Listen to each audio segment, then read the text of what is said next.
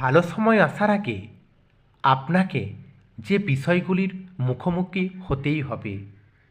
একজন মানুষের সারা জীবন একইভাবে চলে না, কখনো ভালো আবার কখনো খারাপ সময়ের মধ্য দিয়ে যেতে হয়। আমাদের জীবনে খারাপ সময় আসে বলেই ভালোটাকে বুঝতে পারি। একটি মুদ্রার একদিকটা যদি সুখ হয়, অপর দিকটা দুঃখ। তাই চাণক্যের মতে ভালো সময় আসার আগে মানুষকে কিছু কিছু সংকেতের মুখোমুখি হতে হয়। তার আগে আমি একটা ছোট্ট গল্প বলি। একজন গ্রামের সৎ ভদ্রলোক ছিলেন।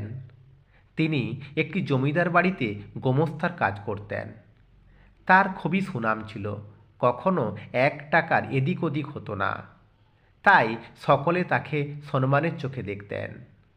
একদিন জমিদার বাড়ির ছোট ছেলে এসে তার কাছ থেকে 1,000 টাকা নিয়ে যায় এবং পরে যখন জমিদার বাবুর বড়বাবু হিসাব মিলাতে আসে তখন 1,000 টাকা কম হয়।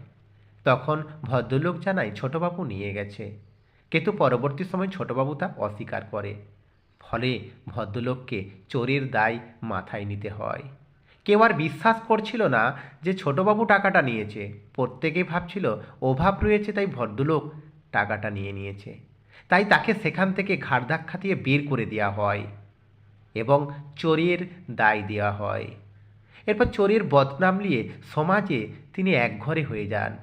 অন্যদিকে বাড়িতে স্ত্রী এবং কন্যা সন্তানরা রয়েছে, তাদের মুখে দুমুঠো অন্ন তুলে দিতে ব্যর্থ হচ্ছে। ঘরে নিত্য ঝামেলা, দ্বন্দ্ব লেগেই আছে। একটা সময় আসলো যেখানে কন্যা সন্তান এবং নিজের স্ত্রীও তাকে ভুল বুঝতে লাগলো। তখন সে ঠিক করলো তার আর বেঁচে থেকে লাভ নেই।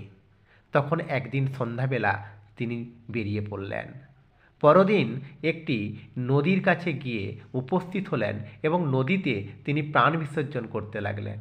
আর সেই সময় ওই পথ দিয়ে যাচ্ছিলেন এক পথিক। তিনিও যেন অনেক দুঃখের সাক্ষী হয়ে আছেন। তিনি ভদ্রলোককে কারণ জিজ্ঞাসা করলেন। ভদ্রলোক জানালো। তখন সে বলল, জীবনে একটা সময় এমন আসবেই যখন নিজেকে শেষ করার পর্যায়ে এসে যাবে, আর এখান থেকে জীবনটা শুরু হবে। সে যেন শীঘ্রই ফিরে যায়, সব কিছু ঠিক হয়ে যাবে। এরপর যখন ভদ্রলোক বাড়ি ফিরে আসলো তখন খুব চিন্তিত পরিবার। তাকে নতুন করে পেয়ে তারা খুব আনন্দিত। এবং সেখানেও নাকি অন্য একটা ঘটনা ঘটেছে যেটি সে জানতে পেরেছে। সেটি হলো ছোটবাবু নাকি মুখে স্বীকার করে নিয়েছে যে সে 1,000 টাকা নিয়েছে। অতএব আবার সে সসম্মানে সেই কাজে ফিরে গেল। আবার সামাজিক যে বদনাম ছিল সেটা মুহূর্তের মধ্যে মুছে গেল। তাই আমাদের প্রত্যেকের জীবনে কিছু কিছু সম্মুখীন হওয়ার কথা চাণক্য বলেছে। যেমন ধরুন, আপন মানুষগুলো ভুল বুঝতে দূরে চলে যায়। হ্যাঁ, এই সময় আপন মানুষগুলোও আপনার শত্রুতে পরিণত হয়। যাদের জন্য এত কিছু করেছেন তারাই আপনাকে ভুল বুঝতে শুরু করে। এখন তাদের চোখে আপনি অপরাধী, তাদের চোখে আপনি বিষ। তারা সর্বদা আপনার ক্ষতি করার চেষ্টা করবে। আর ব্যর্থতা, এই সময় আপনি সর্বদিক থেকে ব্যর্থ হতে থাকবেন। আপনি যা করতে চাইবেন সেটাতেই ব্যর্থ হবেন, দিশেহারা হয়ে পড়বেন, বুঝতে পারবেন না কোনটা ঠিক আর কোনটা ভুল। আবার আপনার চারপাশের মানুষগুলো ক্ষতি করার চেষ্টা করবে।